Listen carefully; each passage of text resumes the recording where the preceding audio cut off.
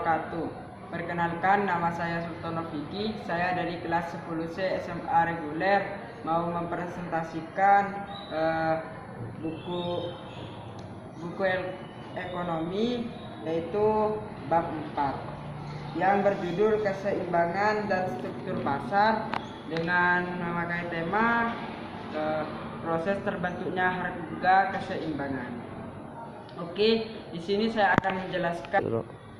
Saya akan menjelaskan tabel permintaan dan penawaran buah jeruk dalam 1 bulan dan kurva permintaan dan penawaran buah jeruk dalam 1 bulan. Produsen selalu mengharapkan harga yang setinggi-tingginya. Sebaliknya, konsumen mengharapkan harga yang serendah-rendahnya. Produsen dan konsumen melakukan tawar-menawar. Proses tawar-menawar ini akan memunculkan harga kesepakatan atau juga disebut dengan sebagai harga pasar.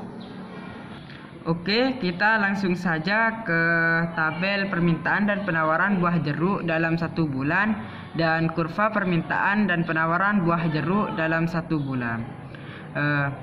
Sebelum kita sampai kepada pembentukan harga, terlebih dahulu kita harus memahami apa yang dinamakan harga keseimbangan ini. Perhatikan gambar 4.7, yaitu gambar yang telah diperlihatkan.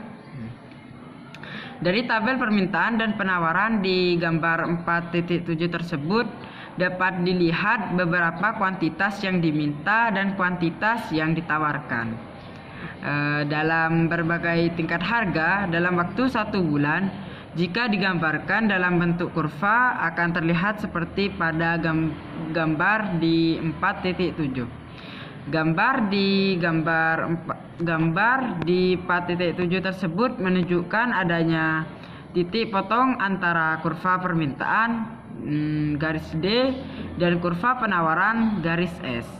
Pada titik E, jika dari titik E ditarik garis paralel ke garis ordinat, akan terdapat angka Rp3.000, dan apabila ditarik garis ke absis akan terdapat 66 kg. Artinya, pada harga Rp3.000, kuantitas barang yang diminta dan kuantitas barang yang ditawarkan sama, yaitu 66 kg. Harga yang terbentuk pada titik pertemuan kurva permintaan dan kurva penawaran adalah harga keseimbangan.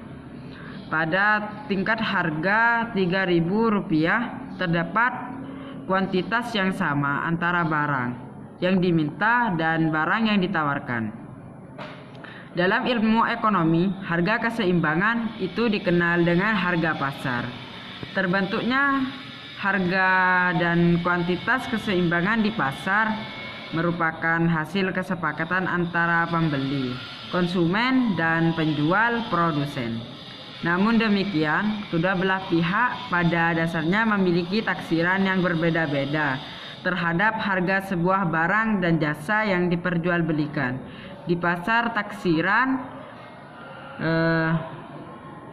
harga yang diberikan oleh konsumen dan produsen tersebut disebut harga subjektif. Oke, di tabel ini ada tingkat harga, kuantitas yang diminta, yaitu yang diminta oleh produsen, dan kuantitas yang ditawarkan. Kuantitas yang diminta itu dilakukan oleh konsumen, sedangkan kuantitas yang ditawarkan dilakukan oleh produsen. Jadi, harga pertama yang ada di tabel tersebut adalah Rp5.000. Sedangkan harga yang diminta, maksudnya kiloannya yang diminta oleh pembeli, yaitu 30 yang diminta adalah 30 kg. Dan yang diminta oleh pembeli adalah kuantitas yang ditawarkan itu 102 kg. Dan harga yang kedua adalah Rp4.000. Yang diminta oleh penjual adalah 48 kg. Sedangkan kuantitas yang ditawarkan oleh pembeli adalah 84 kg. Dan harga yang ketiga adalah Rp3.000. Di Rp3.000 ini, kuantitas yang diminta sama kuantitas yang ditawarkan itu sama, yaitu 66 kg dan 66 kg. Dan harga yang keempat adalah Rp2.000. Kuantitas yang diminta adalah 84 kg, sedangkan kuantitas yang ditawarkan oleh penjual adalah 66 kg. Maaf, 48 kg. Dan harga yang terakhir adalah Rp1.000. Kuantitas yang diminta oleh pembeli adalah 102 kg, sedangkan kuantitas yang ditawarkan adalah 30 kg. Oke, di sini membahas yang harga ketiga. Jadi harga Rp3.000 ini yang dibahas karena kuantitas yang diminta itu sama dengan kuantitas yang ditawarkan. Semakin besar kita membeli sebuah barang kepada penjual, maka semakin kecil harga yang mereka keluarkan. Misalnya gitu. Oke, kita langsung saja ke kurva permintaan dan penawaran buah jeruk dalam 1 bulan. Kurva ini sama dengan tabel permintaan. Cuman ini yang lebih detail. Harga 1.000 ini apabila ditarik ke titik ini akan timbul kuantitasnya, yaitu jumlah kiloannya adalah 30 kg. Sedangkan yang Rp2.000 ini apabila ditarik ke garis paralel ini akan menimbulkan jumlah kiloannya, yaitu 48 kilogram. Sedangkan yang 3.000 ini sama dengan yang di tabel atas itu.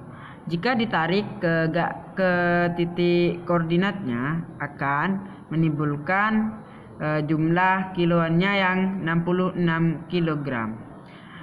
Sedangkan yang 4.000 itu jika ditarik ke garis paralel yang ini, titik koordinat yang ini akan menimbulkan jumlah kilonya yang 84 kg. Sedangkan yang 5.000 jika ditarik ke titik koordinat akan menimbulkan 102 kg. Keseimbangan adalah harga yang jadi kesimpulannya, harga keseimbangan adalah harga yang terbentuk pada titik pertemuan kurva permintaan dan kurva penawaran. Keseimbangan terjadi ketika kuantitas yang ditawarkan oleh produsen sama dengan kuantitas yang diminta oleh konsumen. Setelah penjelasan tadi, saya akan membacakan sedikit hukum yang ada di kurva permintaan dan penawaran. Jadi hukumnya itu berlaku pada kondisi ceteris paribus, artinya selain harga, faktor lain bersifat tetap atau tidak berubah. Misalkan harga barang X naik, maka kuantitas yang diminta seharusnya turun. Tetapi jika yang terjadi justru meningkatnya kuantitas yang diminta, maka ini artinya ada faktor-faktor lain yang memengaruhi permintaan. Misalnya hal ini terjadi karena di masyarakat beredar desus-desus bahwa harga akan naik semakin tinggi, sehingga masyarakat beramai-ramai membeli pada kenaikan harga pertama. Cukup sekian dari penjelasan saya. Apabila ada tutur kata yang salah dan penjelasan yang kurang bagus, mohon dimaklumi. Kurang lebihnya mohon dimaafkan. Assalamualaikum warahmatullahi wabarakatuh.